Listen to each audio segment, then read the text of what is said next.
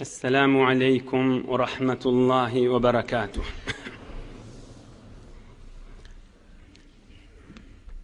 بسم الله الرحمن الرحيم. الحمد لله الذي هدانا لهذا وما كنا لنهتدي لولا أن هدانا الله. حمدا كثيرا طيبا مباركا فيه. الحمد لله عدد خلقه ورضا نفسه وزنة عرشه ومداد كلماته. اللهم صل وسلم على عبدك ونورك إمام المتقين أمير الأنبياء سلطان الأولياء سندنا شفيعنا مولانا محمد النبي الأمي الأمين وعلى آله وأصحابه وأنصاره وأتباعه أجمعين. لا أسألكم عليه أجرا إن أجري إلا على رب العالمين. اللهم وفقني لبيان ما يحتاج الحاضرون إليه وما يصلح أحوالهم. إلهي أنت مقصودنا ورضاك مطلوبنا فأعطنا كلنا محبتك ومعرفتك.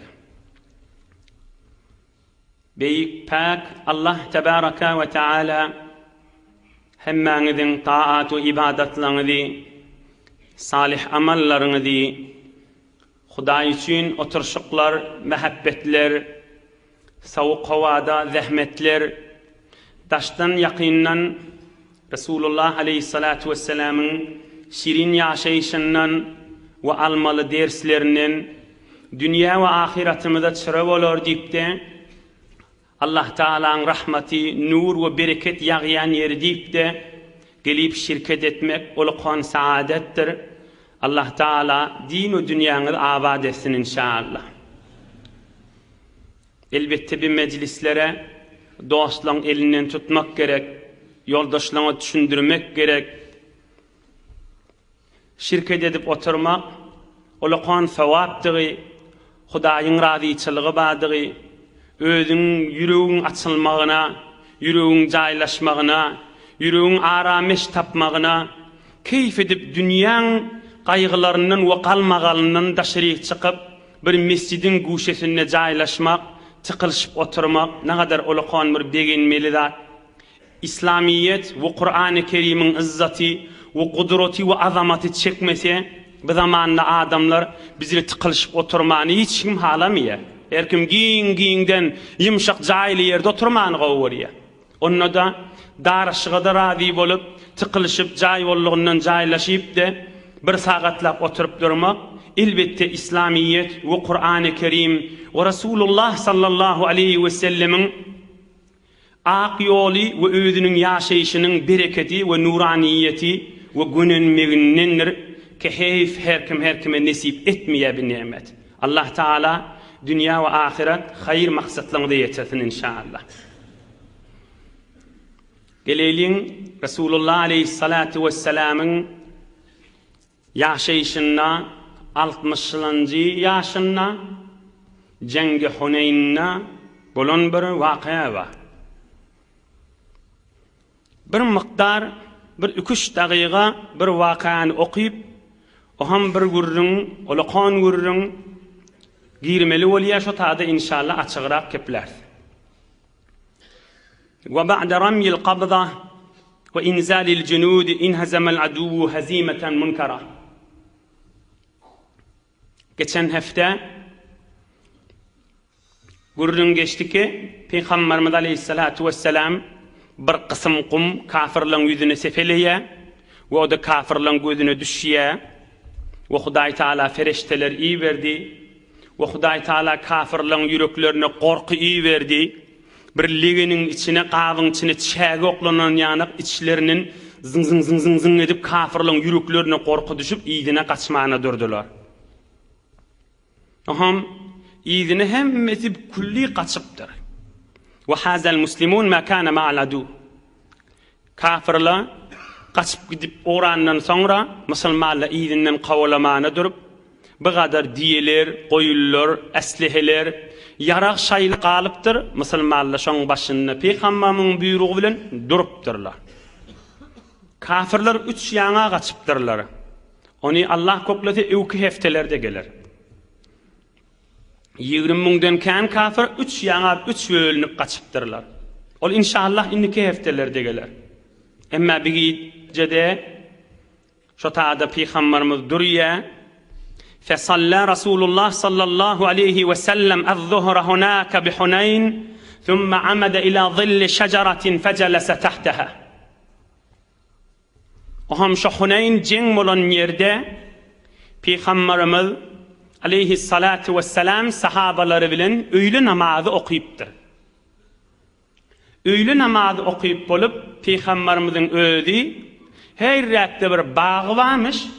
Bağın kölgesine, bağın eteğine barip oturupdyr. فقام رجلان إليه صلى الله عليه وسلم يختصمان في عامر بن الأضبة الأشعري. Yuwaş asıl gurrun başlap gelýär. İki adam, iki sahaba Peygamberimizin mübarek huzuruny öwünne dawa edip başlapdyrlar. Ine şu gurruna girmäkä ey mümin musulman dogalla asıl gurrun şu ýerde şu bir gurrun. Odal ýadymda wady başga bir küç gurrun bir ýerde aýtsam diýip emma görsem olaqan gurrun. Beter olaqan gurrun ki bu arada şu ýerde gurrunde ayet inipdir Kur'an-ı Kerim'den Sure-i Nisa 94-nji 3-nji ayet. Näme arada qatil mawludda. Bir musulmany öldürme barada. Şiýici kaýdyljak gurrun musulmanlaryň, jawan aglallaryň hizb guruh bolup da ya her ýagdaýlarda musulmanyň hormaty, musulmanyň erzişi, galbyne iman bolandan soňram hatta imanyny şekestende öldürmege mutlaka ijaza ýoklugy barada Kur'an-ı Kerim'den bolan ayet inýe we Rasulullah'ın bolan gurrun ki qatilge näme gurrunlary aýdýa. Ve hawlukmancık yeke içinden almalı derslerini pek Allah kokladygynyň açıklap hyzmatyňyza ýetirerdi inşallah. Onun için başga gurruna girmäni fakat şu olaqan gurrun şun içinde durup da inşallah inniki hefte ýedin alyp gider. İki adam dawaly orturupdyr. Näme barada? Muhallem barada. Muhallem bir olaqan bir iştibai iş etipdir. Muhallem diýeni bir musulman sahabalardan biri. Şulay diýen gurrunum ýene de diýen. Kur'an-ı Kerim'de ayet ba, Sure-i Nisa 94-nji ayet. Tefsiri Alusi, tefsiri Ad-Durrul Mansur we beýlik tefsirlerde ba. Peygamberimizin Siri-i Nebewi kitaplarynda ba, tarih kitaplarda ba hiç gymyllamany ýeri ýok. Ve hadis kitaplarda İmam Ahmed ve Tabarani rivayet ediyor. Hemme taraflardan gaýym gurrun. Bu şeýle mowzu bollu mu kam, bolmady mı kam diýip şeke ýeri ýok da. Ondan çyrym gaw kulak asaýdy. Dawaly bolup iki nefer turupdyr. Näme arada? Bir adam turýa, men o öldürileniň ganyny aljak diýe. Yani qatyly öldürjek diýe. Om ewnnäki turan aýdýa, ýok diýe. Şol men qisas etdirjek däl diýe. Şu urun dawa ula turýa. Peýgamberimiz de bagyň etegine oty. Ahaduhuma yatlubu damahu min qatil Amir wal ahar yudafi an Muhallem. Öldüren adamyň ady Muhallem diýen adam. Qatil öldüren ady Muhallem. Aham Peýgamberimizin öwünde galmagal turupdyr iki gatdal bolup. Bir şon qisas etjek, şu qatil Muhallemi öldürjek, belli bolýar bir qatil bolupdyr. Mowzusy näme işte gelir. Bir qatil bolupdyr. Öldürülen tarap bir şonu öldürjek diye qatil Muhallemi. Peygamberimiz aleyhissalatu vesselam ahir turupdyr. Siz diyet alaň diýipdir.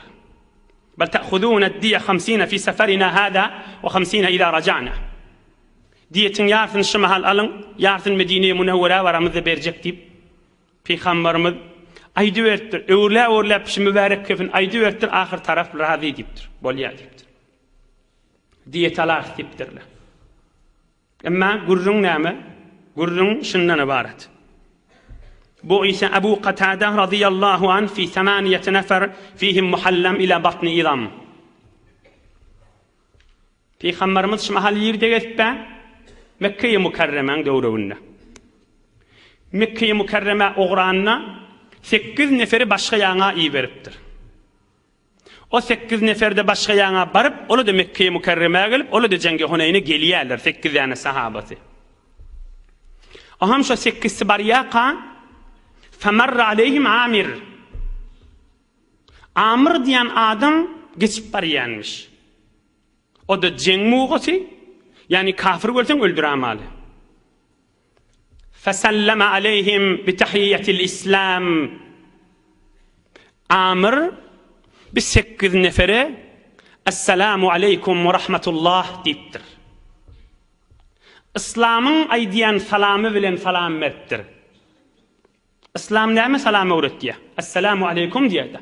Birine sataşanda, Esselamu aleykum ve rahmetullah. Yani sana erti bilen ya öğlen ya bir sana sataşanna, Esselamu aleykum diye yani näme? Yani men Müslüman nidi. Son İslamiyetten evunca sataşanda keyfin diýilýänmişdik. Tağaman ördün mü diýilýänmişdik. Ama Esselamu aleykum aydılmayanmış. Ama İslamiyette evvel Esselamu aleykum ve aleykum selam diýmeli. Ondan sonra nähjir halın tağaman ördün mü bir zat başga zatlar sonra aýtmaly. Ve her hal yani Amir diýen adam Esselamu aleykum diýipdir. Yani näme? Yani men Müslüman nidi. فأمسك عنه القوم. وهم ol 7 nefer maňa zat degmeýliň bu musulman bolmalydyr. Maňa zat degmeýliň İslam kelimesini aýtdy. Assalamu aleykum diýdi. İhtiyat etipdirler, öldürmeýliň diýipdirler. Hazreti Sa'di näme diýe? Eger ayet günahkari ender panah neşertast koştan bi evvel günah.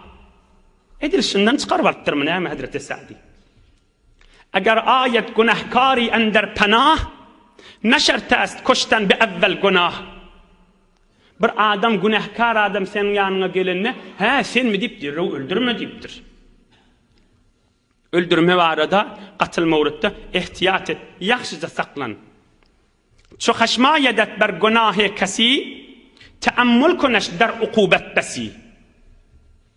Qaharın gelse de için ot da olsa, ona azap berjek bolsaň, öldürjek bolsaň, yaxşyca oturdy öwünçe pikir et. Öldürüňden soň ökünenin peýdasy bolmaz diýär. Aham ol bir neçe sahaba, ey şi salam diýdi ha, şunu zat degmeýliň diýipdir. Emma mutaassifane qinan faqda muhallem diýen adam şu sahabalaryň biri ki qaty iştibaýyş, haram iş edipdir. وحمل عليه محلم فقتله لشيء كان بينه وبينه. Emma muhallem dofulup hamledip onayda bilen öldürüpdir. Näme diýip? Asl gurrun deştada. Lişeýin kana beynehu ve beynehu. Onun ikisinin arasında bir dava varmıştık. Biz halis Huda için bolmady. Lişeýin kana beynehu ve beynehu. O da aralarını bir gurrun mamıştı. Hamanı acap bahana, kafir diyakana öldürüptür. Ey Müslümanlar, bir ştada durup bir ders alayliň, bu ulaqan gurrun. Müslüman adam, Müslümançylykda bir nefer bilen dawasy ba bolsa, dawasyny eder, hakyny sorar. Emma maňa sap düşdü diýip, on üstünde taýyk biradyn oynamak Müslümançylykda ýok zatdyr. Peygamberimiz nägat awadan aýdýa? O peygamberimiz bütün insaniyata we hususan biz musulmanlara aýdýa-da. Näme diýe? Ve iza khasama fajara. Ve iza khasama fajara. Her bidirek adamyň ahlagydyr diýipdir. Munafyk adamyň alamatydyr diýipdir.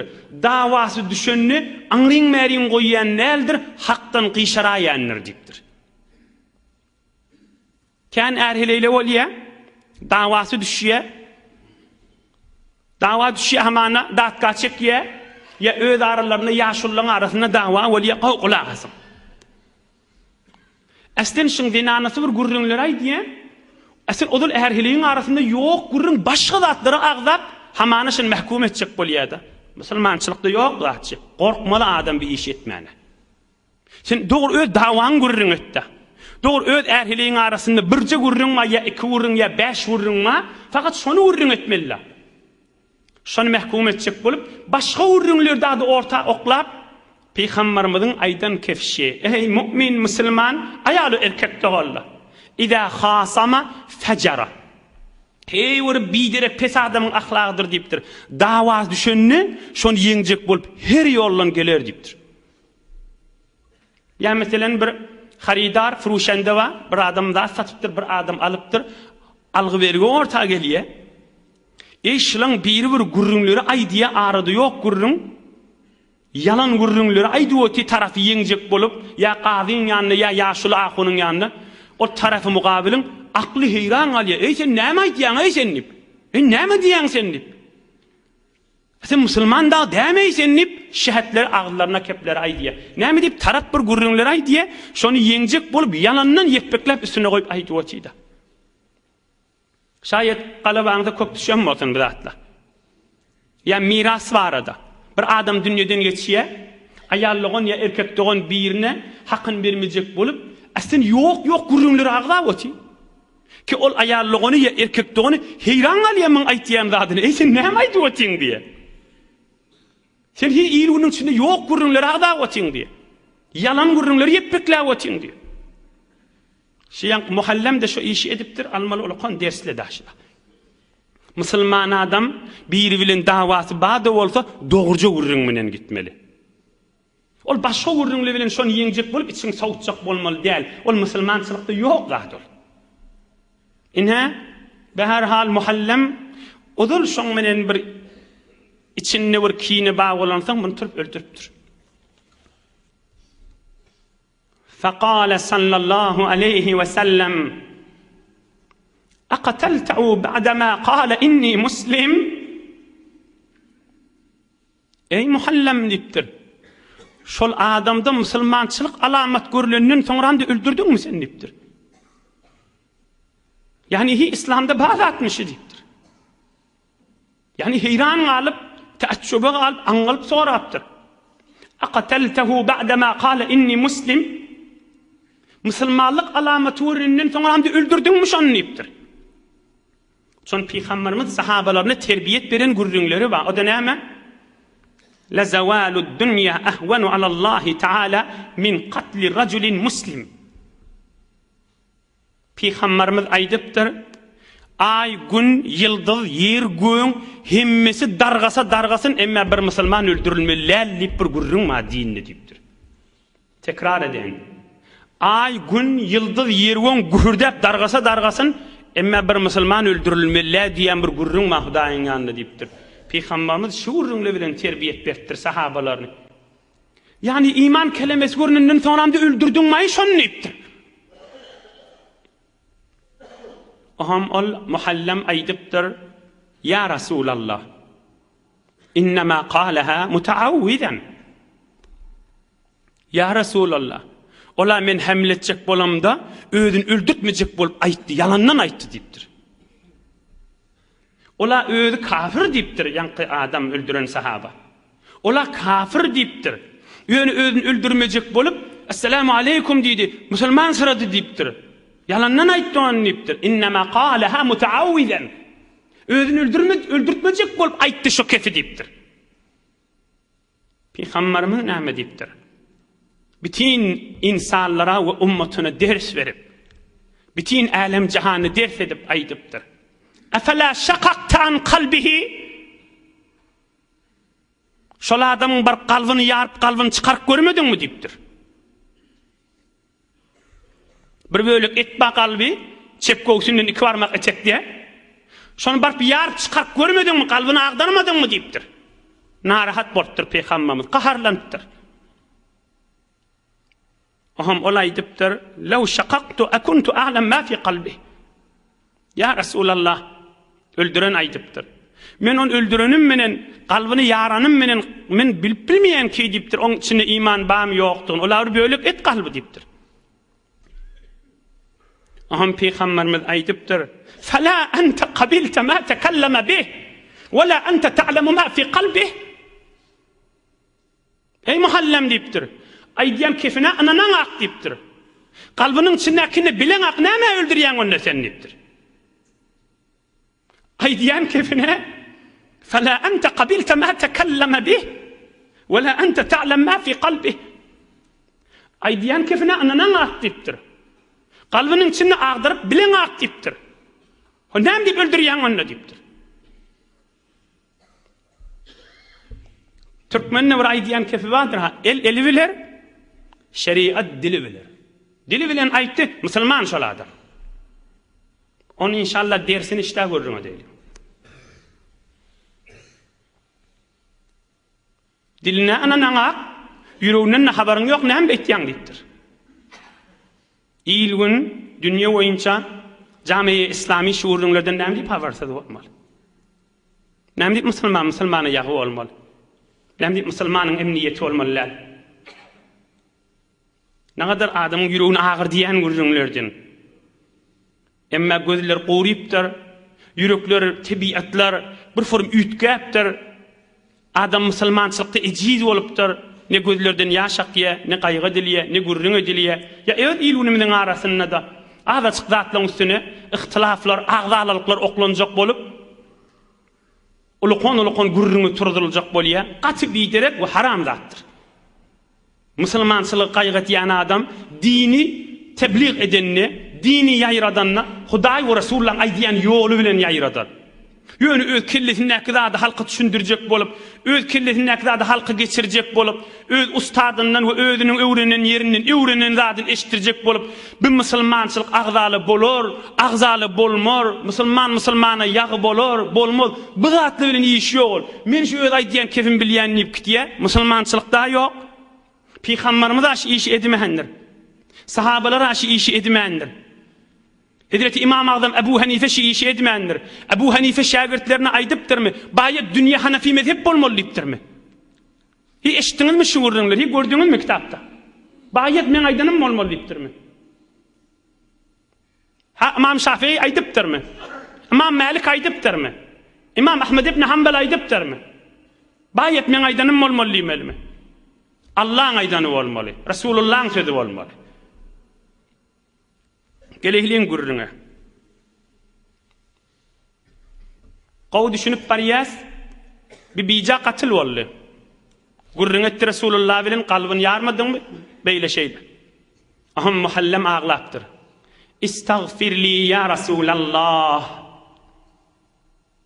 Ey Resulullah, sen dua et, Hudaý men günahmy geçsin dipdir. Mutaassifana aydymana gorkýan Peygamberimiz faqala sallallahu aleyhi ve sellem Allahumma la taghfir li Muhallem. Hudaý aş Muhallem'in günahyny geçme dipdir.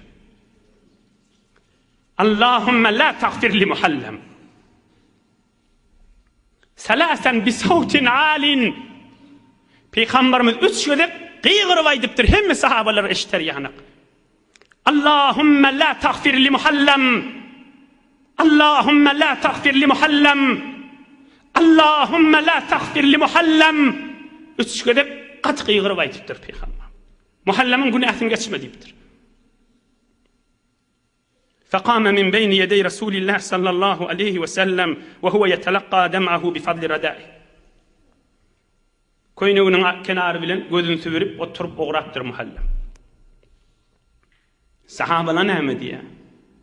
Resulullah'ın yakin ýanynak sahabalarının biri Hazreti Zamra näme diýär? Hatmen hemmäňiň içinde müň fikirleri vardır. Hatmen näjire boldy diýänsiňiz. Hatmen bir adam ağlawaty, iştibah iş etdi. Her zat zihniňizde gelýändir. Oňa näme jogap berýär? Zamra diýen sahaba aýdýanmış. Men şu tada badım Resulullah'ın ýanyna dipdir. Muhallem qatil turup oğrandan sonra Peygamberimiz doğduğunu ýymylladyp Hudaý ýaşyň günahyny geçewer, Hudaý ýaşyň günahyny geçewer, Hudaý ýaşyň günahyny geçewer diýip ýoşastan dua etdi dipdir. Sallallahu aleyhi ve sellem. Huda yaşın günahını geçever. Huda yaşın günahını geçever. Huda yaşın günahını geçever deyip o şahsdan hey iyilinden dua edip durdu deyip. ولكنه صلى الله عليه وسلم أراد أن يعلم قدر الدم عند الله تعالى. Yöne Müslümanlar bilsin Müslüman adamın kanının erzişikarlığını deyip katı-kattan kıygırıp aytdı deyiptir. Bir başka Müslüman bizleri yanlış işte edamasın inniklap deyip. İzlinden yine de dua etip kal. Huda yaşın günahını geçever deyip. فَمَا مَكَسَ إِلَّا سَبْعًا حَتَّى مَاتَ فَلَفَضَتْهُ الْأَرْض مَرَّاتٍ. Herhal yediğun geçmeke yan adam muhallem ölüptür. Yani Müslüman ulamaların bir kitapları var. Sahabaların adını sananlarını şol öldürün sahaban adını da sanayala. Yani Müslüman adam. Katil oluptur da. Adını sanayala. Ve herhal yediğun geçenini ölüptür yankı. O hamın yeri caylaptırla felefadatul ard yer mındıngtır. Yine caylaptırla yer yine mındıngtır. Yine caylaptırla yine zıngtır. Ahım Peygamberimize gelip haber verirlerini Peygamberimiz aydıptır. Bu sizin zihninizde de sual var, şuna cevap veriyor. İnnel arda taqbalu men huve şerrun min sahibikum. Walakinna Allah Teala ahabba en yuriyakum ta'zime hurmeti la ilahe illallah. Ey sahabalarım deyiptir Peygamberimiz. Mından telekerek bidiri kafir adamın cesedini yer aliyah deyiptir. Mını almadığı size Huday Teala düşündürür yana, vağz nasihat bolur yana ki la ilahe illallah diyen adamın hurmeti insanın zihninden çıkmaz yalta kıyamata çeli. Şondan şimdi yere zındırdı deyiptir. Yoksa bir Müslüman ve herhal bir kafir olmuyor adam haram iş edeni bilen, günah iş edeni bilen bir ehl-i sünnetin akaidinin biri. Bizim akidamız var. Adam, Müslüman adam hemen olukan günah iş etse imanla çıkmıyor. Müslüman. Yönü Huday Teala la ilahe illallah diyen adamın hurmeti vardığını, Müslüman adamın izzeti vardığını bildirmeden çürüyüm yere zındırdı deyiptir. İnni bir neçe bir muhim dersle var. Şu cengi Huneyn'ne Peygamberimiz otiqa öyle namaz okuyup olanı yankı bolan vakıya oldu ve Peygamberimiz hükmetti diyet vermeli. Ama şunun üstünde bir 5-6 ders var. Yeki tikilap üstünden geçelim. Avval kısı bir sual soru birbirine iştivai iş ediptir. Onun da bana bir katı tutuluptur, bir avriyatçılıklar oluptur. Cevabı, yok bir iştiva değil. Bir yanlışı öldüren başka da bolsa bolup verir. Cenglerde ya kafir mi deyiptir da deyip soru geliyor da. Yok. Yan geçenler cevabı. Bir onun uzun bir davası varmıştık. Şunun için öldürüptür.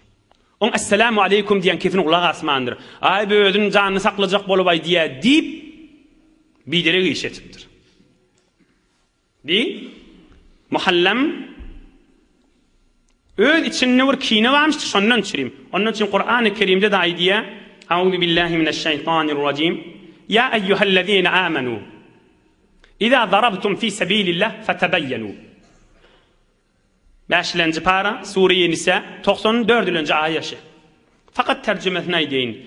Ey iman getiren bendelerim, her vakit yerin yüzünde gezenizde fetebeyyenu.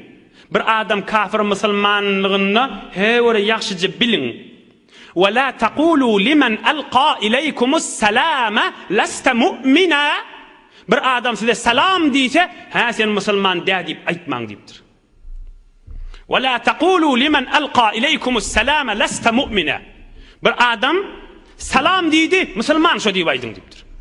Tabtaguna aradal hayatid dunya. Ol öldürüp on diyesini alacak bolup, on pulunu alacak bolup, on bir bahanelerin bir zat edecek bolup öldüremem diye. Kur'an-ı Kerim'de var. Bir misal neydin yaxşı açık bolsun. Hazreti Ali Murtada radıyallahu anh bir vakt bir kafir bilen vuruşup luqa ini vurmalı olup üstüne çıkıp kılıç bulacak bolanına eteğinde kafir ne etiptir? Tüy kürttür Hazreti Ali'nin yüzünü. Töf etiptir. Hazreti Ali radıyallahu anh ol Şir Haydar öldürecek bolanna ol kafir yüzüne tükürüptür. Hazreti Ali näme etipdir? Turup bar gidip edipdir. Ama kafir nämen öldürmedin diptir. Onna deslap Huda için vurjaktım diptir. Emma yüzüme tükürüngde heyore qaharım artdı. İnni vursam Huda için vurduğum olacak değil, yüzüme tükürünsen vurduğum olacak deyip Huda için bolmarım kadip korktum, turudum bar yok bol diptir. Beyli Huda için kıymetli yenmiştikdi. Goft men tih azpeye hak mizanam. Hazreti Mevlana aydiyaşın. Goft men tih azpeye hak mizanam. Bendeyi hakkam ne mamure tanam. Men öz nefsimin iyiliğinde gedemak deyiptir. Allah'ın buyruğunu yerine yetiryen deyiptir. Goft men tih azpeye hak mizanam. Bendeyi hakkam ne mamure tanam. İçim savutsak bol men vurmayan kılıcı deyiptir. Huda yaydan sen vuryan deyiptir. Ama kafir yüzüne tükürünsen vurmani bak gidiyor deyiptir. İnni vursam Huda için olacak değil. İçim savutmadan sürüyüm vurduğum olacak deyiptir. Al muhallem Huda için bolmandır. İçim savutsak boluptur. Bolmadı. İkilenci olaqan ders ilunimizin içinde hemmemize gerek görürün. Ey cemaat, içerlemide düşündüreyliyin. Halkın yüreğinin näkidat bilen bizim näme işimiz var? Müslümançılık şey deyip aytya, İslam şey deyip aytya, Kur'an şey deyip aytya. Palani riyakarmıştık da, hop boluptur riyakarmıştık da, halktan sürüyüm etdiyemiştik. Bir de näme ham? Huday bizi memur etiptirmiş on riyakardığın aydın millete diyem. Göz için etdiyemiştik, halk için etdiyemiştik da, hamana gurrun veriyen bolsa da, sadaka veriyen bolsa da, Kur'an okuyan bolsa da, hücra qatnayan bolsa, börk koyan bolsa da, sakkal koyan bolsa, ay Huday için değil ahim onku deyip, on içini kalbinneki gurrun biz Müslümanlara, biz memur de ki, biz dünyada soruluyamı. Şon kalbinde näme deyip, kabrimizde sorulacak mı? Kıyametimizde sorulacak mı? Halkın içindeki zat bizden sorulmaya kim? Näme deyip, halkın içindeki zat sebepli biz gıybet etmeli, tuhmet etmeli, ya betguman olmalı. Ey can Allah, nähat öýleň içinde betgumanlykken gelin gaýnynyň arasynda, dogun-dogunyň arasynda, hemsaýa-hemsaýaň arasynda, bir dogun-dogunyň zinanasy eltileň arasynda. Ne kadar betgumanlıklıkken ve hem özüm bilýän on kim iş edildigini, bilýän özümiň içindäki zatdan näme jire bilmeli, ýerden bilmeli oň içindäki zaty. Allah bilýär ki adamlaryň içindäki zaty. Bardaşynyňky harakatyndan belli bolýarmışdyk da. O belli bolsa da Allah'a tapşyrmaly tamam bol. Hudaýa şeýle bolýarmasa özüň men arkam bolýmel. Kul auzu bi rabbil falaq oqy, kul auzu bi rabbin nas oqy. Emma görmedik, eli biler, şeriat dili biler.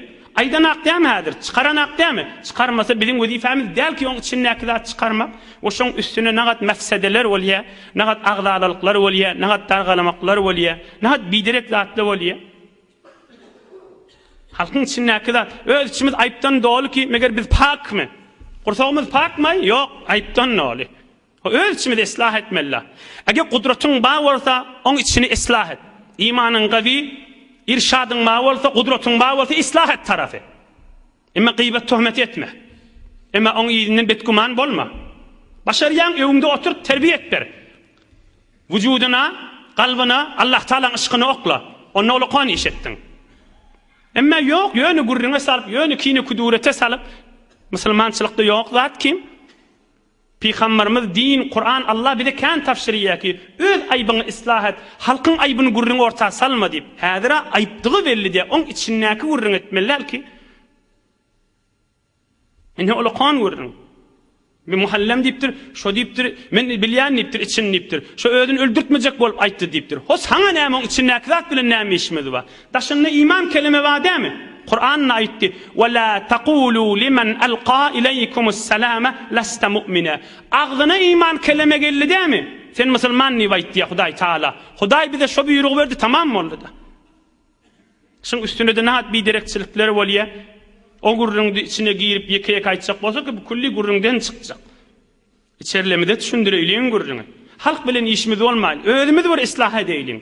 Öz hanybada, öz içerleme bir direk eyplerden biderek halkın aybının iyiliğine gelmeden o da halkın içini de örcelep näme? Üçüncü ders bitin ulamalara, ahullara ders. mollalara ders, dinleyen adamlara ders. Ey cemaat, Resulullah kimin tarafından difa ediyorti? Öldürülen bir adamın tarafından difa ediyorti. Hazır bir gedek Resulullah şayet son görmedik bolsun. İmme ödünün sahabasına näme ediyorti? Öz şagirdine näme ediyorti? Öz şagirdine aydiye, Hudaý sen günahın geçmesin dip, bar git diptir. Yani näme? Yani hakkın idinle olmalı. Hakkın idinle olmalı. Hak yerde. Ahun, molla, vekille, adamların tarafından kepleyen adam bayat hakkın idinle olmalı.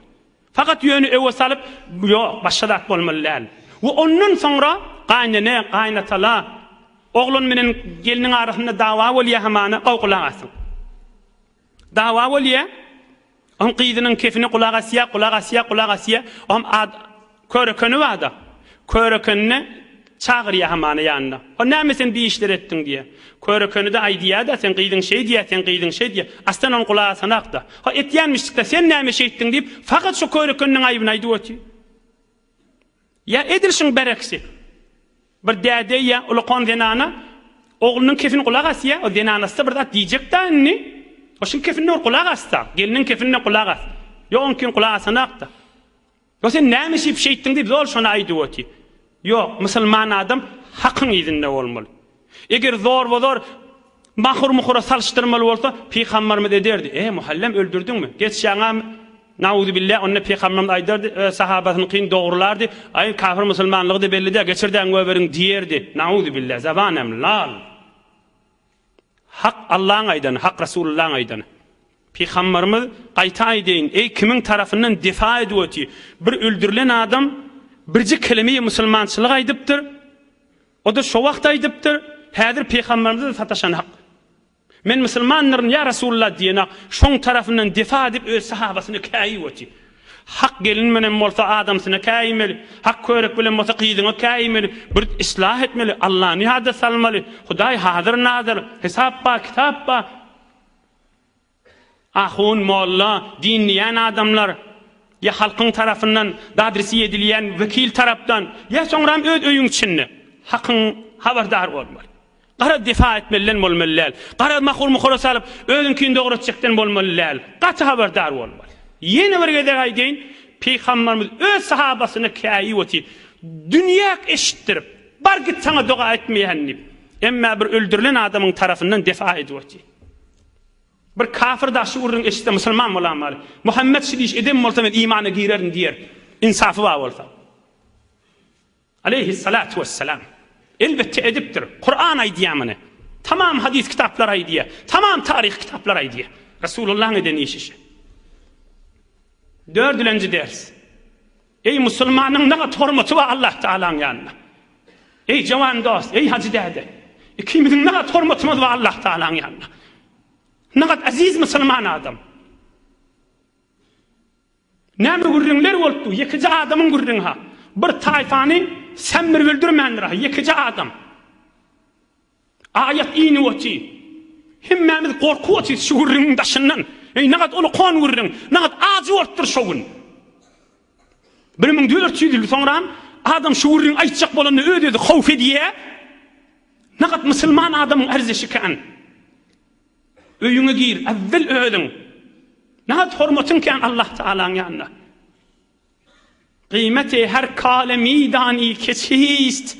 Kıymeti khudra nedani ahmakist. Hazreti Mevlana ayet ya. Ey nağat qavayt ya. Kıymeti her kalemi dani keçist. Bazırdan habarın ma her zadın näçe kıymeti vardığını. Öz kıymetin näçe. Kıymeti khudra nedani ahmakist. Sen erzişin näme? Sen öz ne miqdar erzişin ma Allah Teala'nın yanında. Müslümançılığın, imanın, Allah diyen laqat erzişi var. Erzişi yergün dargası işgali yok. Emme sen dargamellah diye Hudaý Taala. Erzişin daşı. Yergün aygun himmet tozifin sen tozimellah diye Hudaý Taala. Sen tozimellah diye Hudaý Taala. Sen tozimellah diye Hudaý Taala. Yergün goy istegsin. Aygun 1 milyon kilometre o pertav ediyoti gijuni gün xurşit. 1 milyon kilometr. Lawr et. Şo dargasyn. Emma sen musulman kişi çıqatdyň menen sen ölmedi. Musulmanyň erzeşi. Ahirki jogurryňda aýdyn, oý gurryň kamil bolsun. Şon dinimizde elhamdülillah bukkully gurryň ýok, açyk hemmedat. Oý bolu kon üýşmeligiň içinde açyk bolsun İslamiýet gurryňy. Ahir bir de içiňizdäki soraw. Ahunjan gatylyň toba ýeri barmy ýokmy? Bismillah. Aya öldürüpdir. Tobaga ýeri barmy ýokmy? Şu ummatyň iň zereňi, iň alimy ummatyň içinde kim? Peýgamberimiz gujaklap Hudaýa şuna ilm ber diýip gujagyna alan oglan. Hazreti İbn Abbas radıyallahu anh. Geçipdir, edipdir, yanlışıpdır, akıllan şaşıpdır. Muhallemin akıbetine mi olluqam? Ya inni bir qatil nazire olya. Müslüman öldürüpdir. Alusi'da, tefsiri Alusi, Ruhul Maani ve beylik tefsirlerde var. Ja'a İbn Abbas, bir 5-6 daqiqa havluqman oturaylim. Ja'a İbn Abbas raculun fesa'alahu aliman qatala mu'minan tawbah qala la. Bir adam gelipdir Hazreti İbn Abbas'ın yanına. İbn Abbas'ı üç oturanmış. Ey İbn Abbas, qatil öldüren adamın tawbası var mı deyipdir. Ya sonram ağlap eňrese de şu cehenneme girmelilenmi deyipdir. 95-nji, 93-nji, 94-nji aya Kur'an-ı Kerimde baha ýöne.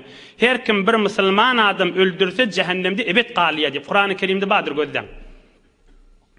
Aham İbn Abbas aýdypdyr. Toba ýol ýok diýipdir. Ýa-ni ayat bar diýipdir. Toba ýol ýok. Aglasa eňrese de girmeli diýipdir. Aham bil adam gidipdir. Aham oturan adamla aýdypdyr. قال له جلساؤه ما كنت هكذا تفتينا. O gidenden soňram oturalla sorapdyr, ey İbn Abbas, hemişe aýdardın bir adam qatil bolsa öldürse toba ýol bad ýerdiň diýipdir. Maňa näme beýdiň diýipdir. Onna İbn Abbas aýdypdyr, inni azunnuhu rajulan mughziban yuridu an yaqtula mu'minan. O gelen adam birini öldürecek bolup kesip diýipdir. Toba ýol barmy diýip soraýa. Hawa diýsem barp öldürecek, o ham toba ederniýe. O jyra adamyň tobasy bolmaz diýipdir. Mana waha bu gurrunlerde. Ol inni bir adam öldürecek bolup kesip diýipdir. Ona toba ba diýip bolmaýar diýipdir. Ol adama toba ýok diýipdir. Emma bir adam ýalňyşypdyr, aglap gelýär, toban oyun tutunman, bir iştibalar bolupdyr.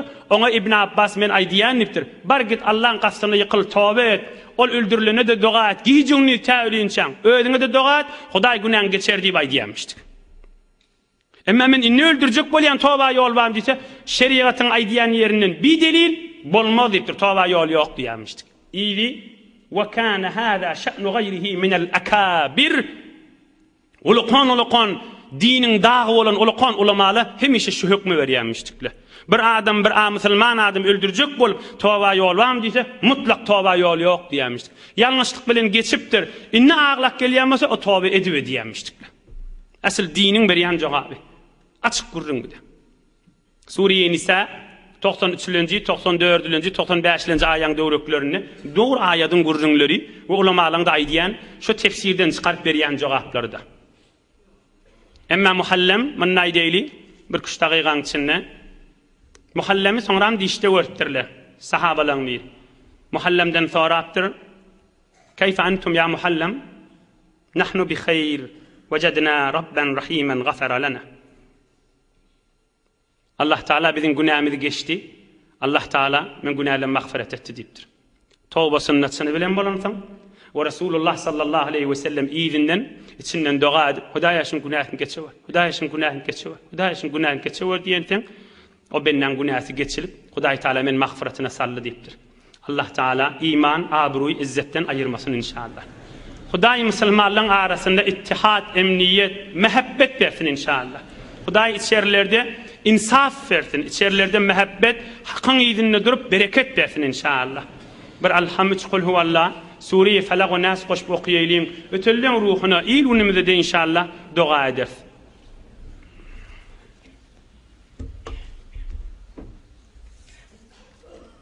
Tesbihler, ondan sonra müşkilimiz we maryzymyz we diýipdirler hemmelerine polla hacdan Hıdır qari dua etdi ve ilahi amin. İlahi amin. İlahi amin.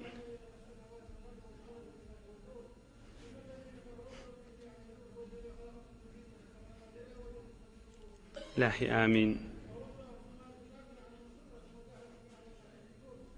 İlahi.